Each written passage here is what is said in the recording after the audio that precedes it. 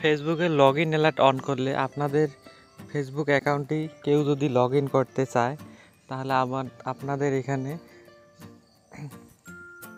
Alert করে দিবে। চলুন দেখা যাক কীভাবে অন করতে হয়। প্রথমে আমাদেরকে ফেসবুক অ্যাপসটি ওপেন করে নিতে হবে। ওপেন করার পর আমরা এখানে ক্লিক করব। এখানে ক্লিক করার পর আমরা একটু নিচের দিকে যাব। নিচের দিকে আসার পর আমরা এখানে নিচের দিকে দেখতে পাচ্ছি সেটিং অ্যান্ড প্রাইভেসি, এখানে ক্লিক করব। ক্লিক করার পর আমরা উপরে দেখতে পাচ্ছি সেটিং, এখানে সেটিংয়ে ক্লিক করব। সেটিংয়ে ক্লিক করার পর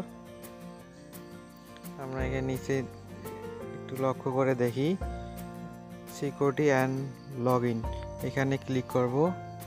এখানে ক্লিক করার পর আমরা উপরে একটা অপশন দেখতে পাচ্ছি check your important security setting. আমরা এই সেটিংয়ে ক্লিক করব।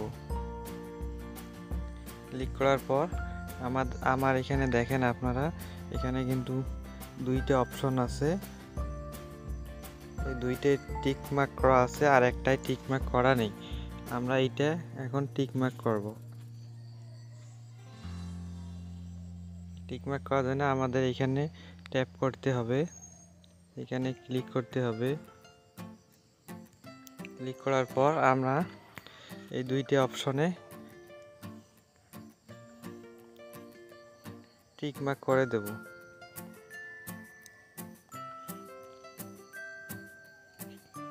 করে দিলে আমাদের অ্যাকাউন্টটি এখন কেউ যদি লগ ইন করতে চায় তাহলে আমাদেরকে অ্যালার্ট করে দেবে। আপনারা দেখেন আমাদের সিকিউরিটি টার্ন অন অ্যালার্ট হয়ে গেছে। আমরা একটু ব্যাক করে দেব।